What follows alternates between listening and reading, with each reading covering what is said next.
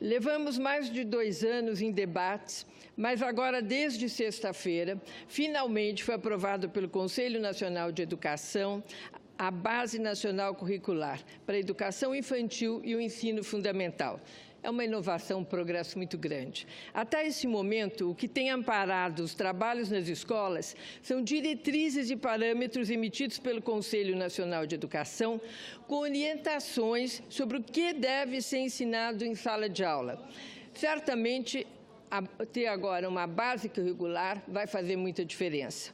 Contudo, nós temos que ser realistas, pois não será uma canetada que melhorará a qualidade do ensino do país. E qual o ensino que nós queremos ter?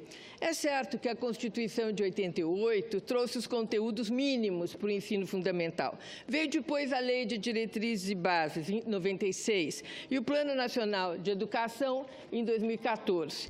O país, no entanto, é continental, é diverso.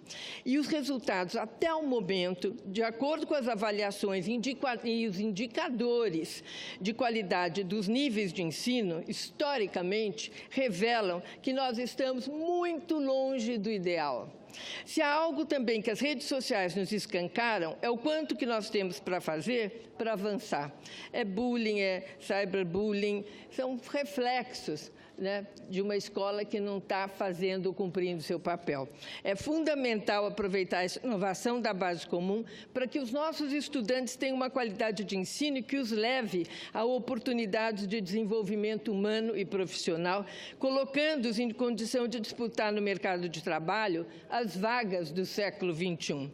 As chances de ascensão em qualquer lugar do mundo que sejam competitivos, né? E que o país avance em indicadores socioeconômicos. A ênfase nas chamadas competências é o grande acerto. Trata-se do conteúdo e, mais do que isso, da aplicação desse conteúdo. São 10 competências gerais planejadas. Eu vou destacar eu destaco o que queremos desenvolver nos alunos, né? Argumentação, para que entendam e apresentem fatos, dados, informações, para construir suas formulações. Uso de tecnologias digitais de comunicação e informação de modo crítico, tendo compreensão significativa, reflexiva e ética, principalmente. Senso estético, valorizar e respeitar as diversas manifestações artísticas e culturais. Junto com essas competências, outras, mais específicas, deverão ser desenvolvidas em cada disciplina, de acordo com o avanço dos anos de estudos. Assim, resumidamente, queremos alunos que saibam mais e melhor os conteúdos, sem dúvida alguma, mas a ambição maior é o desenvolvimento emocional, cultural e social. É formar cidadãos conscientes. O projeto de nação passa, sem sombra de dúvidas, por nossas instituições de ensino, pública ou privada. E isso fica agora bem compreendido, não com palavras, com discursos, mas com ação. Nós temos agora uma base curricular para nortear a prática das nossas escolas. Ponto-chave, começa tudo pela educação infantil, que é por onde tem que começar, e passa a contar com o desenvolvimento das habilidades específicas para bebês de 0 a 1 ano e 6 meses, para crianças bem pequenininhas, de 1 ano e 7 meses a 3 anos e 11 meses, e crianças pequenas, de 4 a 5 anos e 11 meses. Há foco, o que queremos observar e o que queremos desenvolver em cada fase. E foi excelente a creche ser inserida no ensino básico, é fundamental. Pois bem, agora que nós temos esse planejamento entregue à sociedade, o que precisamos ainda é pensar que todo grande projeto depende de quem trabalha no projeto. Quem vai tocar tudo isso? Os teóricos, os planejadores, diretores, gestores, pedagogos, mas lá na ponta com os alunos, quem vai tocar é o professor. O foco tem que ser o professor. Nosso capital, nosso ativo, caminha pelas ruas, pelos bairros, pelas cidades, pelos estados, pelo país, vive essa realidade muito dura para a maioria. e a de suas crianças, por vezes, bem pior. Para a União, vai ficar o desafio de apoiar os estados e os municípios em um programa de formação de professor consistente. Isso vai ser o principal.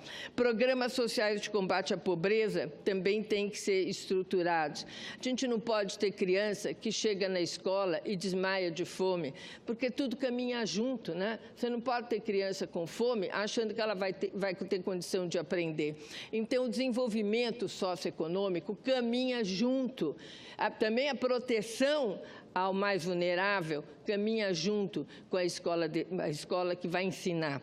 Os cursos de capacitação, de formação permanentes, professores hoje competem com internet, com TV digital, com rede social, com mídias diversas. Ninguém mais é dono do conhecimento sozinho, como antes se pensava nas salas de aula tradicionais. O professor ensina, o aluno aprende. Não é mais assim, né? Mas todos podem ser grandes pesquisadores, facilitadores de conhecimento. Ensinar alunos a pensar é a grande missão. Induzir fome de aprender é a grande missão. No estado de São Paulo, o pesquisador da Universidade de Stanford, onde estudei, David Planck, que estuda a base curricular brasileira em comparação ao Common Core, em vigor nos Estados Unidos desde 2010, entende que, entre aspas, base só vai chegar às salas de aula se houver apoio financeiro do governo federal para os programas de treinamento dos professores, principalmente para os estados e municípios mais pobres. Concordo plenamente, não adianta a gente fazer um programa maravilhoso se os estados e os municípios não implementarem, vai estar na mão dos estados e municípios, que também não fazem milagres sem recursos. Temos de financiar a educação, não de um modo intuitivo, mas planejado, né? Uma coisa leva a outra, nova base, novo treinamento, novos recursos e novos livros didáticos. Estados e municípios também trabalhando para seus professores entenderem os novos padrões e alinhar as avaliações. Não é fácil, porque você vai ter que mexer nas faculdades, né, de docência de professores, mas você vai ter que também investir nos professores que já estão na sala de aula. O programa é gigantesco, senador Pedro, é de uma responsabilidade enorme. E esse senhor David Planck, ele discorreu muito bem. Ele fala que a tarefa, lembrando que ele nos coloca que o Common Core tem apenas duas áreas, inglês e matemática. A nossa base tem todas as áreas, e até ensino religioso, o que nós já discutimos muito. Independentemente dessa polêmica do ensino religioso e de outras, como gênero, que eu defendo que seja ensinado, eu acrescento revalorizar os professores. De acordo com os dados da Organização para a Cooperação e Desenvolvimento Econômico, OCDE, divulgados em novembro, o Japão é o país com maior nível de igualdade na educação, quando comparado a outros países com índices de desenvolvimento similar. Nesse país, a grande maioria dos estudantes das classes sociais mais baixas tem acesso à educação de qualidade, equivalente àqueles de classes sociais mais altas. Segundo dados da própria OCDE, apenas 9% de variação de desempenho entre os alunos é ocasionada por diferenças socioeconômicas. Essa tem que ser uma meta inspiradora para nós, porque cada vez que sai os números, a diferença entre o ensino privado e o ensino público, entre o norte e o sul, é aterroradora, né? Uma das explicações para os bons resultados é a distribuição de professores altamente capacitados para as áreas diversas do país, o que cria um equilíbrio no nível de ensino entre áreas urbanas e rurais, pobres e ricas. Para se tornar professor no Japão, é necessário, primeiramente, cursar algum dos muitos programas de formação oferecidos por faculdades ou universidades. Depois que eles são formados, eles vêm outra etapa, na qual esses profissionais passam por rigorosas avaliações e apenas, senador Chaves, 30% a 40% conseguem trabalho em escola pública. Quer dizer, a nata que fica, né? Após serem contratados, eles ainda têm um período de adaptação de 1 ano, no qual são supervisionados por um professor sênior. Somente após esse período tornam-se professores, como se chamam, completos, com acesso a todos os benefícios, incluindo participação no sindicato docente. Bem, a Base Nacional Curricular Comum será homologada nessa quarta-feira, hoje é terça, né?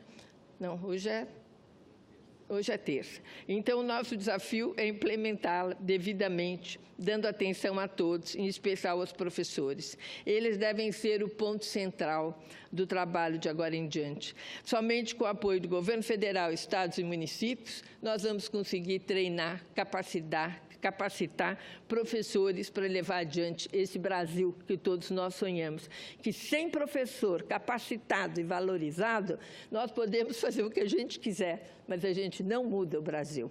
Desejo a todos vocês, colegas, um bom Natal e um ano novo 2018 muito bom para todos nós. Muito obrigada. Senadora, posso fazer uma pequena parte? Pois não, ainda temos um pouquinho de tempo. Primeiro, para elogiar o seu discurso, lembrando essas tentativas de avanço na educação, o papel do professor, a preocupação que a senhora tem, e eu também, com o ensino religioso e o ensino relacionado a gênero, e elogiar por isso, agradecer os votos de Natal, Ano Novo que nos fez, e dizer que, apesar de que é correto haver e é positivo que haja um currículo básico, eu, pessoalmente, não sou muito otimista se isso não vier acompanhado de mudança na estrutura do ensino, como, por exemplo, a carreira do professor que a senhora se referiu.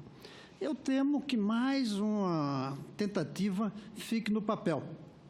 Como o primeiro Plano Nacional de Educação não trouxe o salto que deveríamos, o segundo plano está indo no mesmo caminho do primeiro, e outras medidas que a gente toma e que ficam no papel. Eu espero que, ao lado do currículo nacional que a gente começa a ter, já deveria ter há muito tempo, comecemos a ter uma estrutura nacional, que obviamente respeita a descentralização gerencial, sem a qual as coisas não funcionam, mas que comece a dizer o salário do professor no Brasil deve ser de uma carreira nacional, como é nas grandes estatais nacionais. Sem isso, nós vamos ter mais uma boa intenção, sem uma estrutura que lhe sirva de base.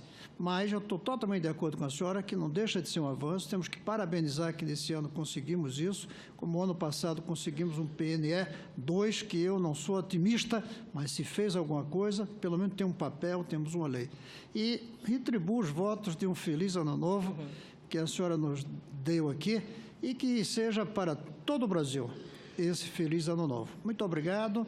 É um privilégio, em 2017, tê-la como companheira nessa casa, e eu espero que em 2018 lutemos juntos, como lutamos esse ano, por boas causas. Certamente, senador Cristóvão, obrigada pela parte, mas agora eu percebi que eu ainda tenho 7 minutos, e eu vou aproveitar para falar da convenção do meu partido, que foi hoje de manhã, e foi uma convenção muito forte, uma convenção diferente do que costuma ser a convenção, convenções ou do próprio MDB, que agora passa a se chamar MDB, movimento, né?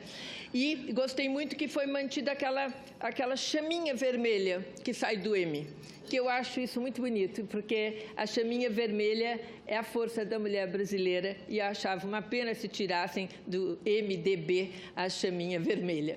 Mas foram feitos muitos discursos, inclusive um discurso bastante inspirado do presidente, e colocando tudo que foi conquistado esses anos, esse 1 ano e pouco, né, que ele está na presidência, e quanto que foi feito, né? Foi feito muita coisa. E a gente tira o chapéu para o controle da inflação, para a questão do juro, para o teto, agora para a base curricular, para o ensino médio, para a reforma trabalhista, a Previdência, que vai ser aprovada em fevereiro. Nós estamos caminhando para o século XXI, onde nós estávamos empacados e não saíamos do lugar, e principalmente depois dos desacertos do governo da Dilma. Mas eu quero aqui fazer um apelo, né? E conversar com você que está em casa. Nós estamos, até agora, o nosso partido, o MDB, fez as reformas que estavam ali esperando para ser feitas, para que nós pudéssemos trilhar um novo caminho. Agora, eu acho que está na hora da gente deixar um pouquinho o mercado de lado, que essas reformas eram pedidas pelo mercado, mas são para todo mundo, né? Vão beneficiar a economia brasileira. Mas nós temos que olhar para o povo pobre. Nós temos hoje que batalhar para que esse gás não fique alto e nós temos agora que batalhar para as pessoas que, por causa dessa recessão que vivemos, da crise econômica, dos 13 milhões de desempregados, hoje passam fome, passam dificuldade. Para mim, cortou o coração. Eu tive esses dias em Parelheiros, que é no sul, extremo sul da cidade de São Paulo, 2 horas do centro, e eu vi muita pobreza, muita gente passando fome. E abri, por coincidência, acho que foi ontem, o jornal Valor, e estava lá as fotos das pessoas, né? De Parelheiros, por coincidência, e se falava da pobreza. E a pobreza, ela sai através do desenvolvimento também, mas tem gente morrendo de fome. Então, nós temos agora que focar em ações onde nós possamos dar uma mão para as pessoas hoje que não se beneficiam diretamente de tudo que está acontecendo. Ela se beneficia, sim, da cesta básica, que isso caiu o preço, é verdade. O juro está controlado, mas a água, a luz e o gás não estão. A luz, você apaga, a água se fecha, o gás não dá. O que eu vejo as pessoas fazendo é usar explosivo, material de tudo que é jeito, para poder cozinhar. Eu vi lá em Parelheiros, pessoas pôs 2 tijolos e graveto para cozinhar. Mas isso eu tenho certeza que o presidente Temer vai se pronunciar sobre essa questão, porque esse, para mim, seria a primeira coisa que afeta as pessoas pobres. E a gente tem que governar esse país, porque é difícil, fazendo as reformas econômicas, mas tendo um olhar para a nossa população, que é muito, muito pobre, muito, muito carente, e que tudo isso é uma arte de poder levar para frente, que eu tenho certeza que o MDB vai conseguir. Muito obrigada, presidente.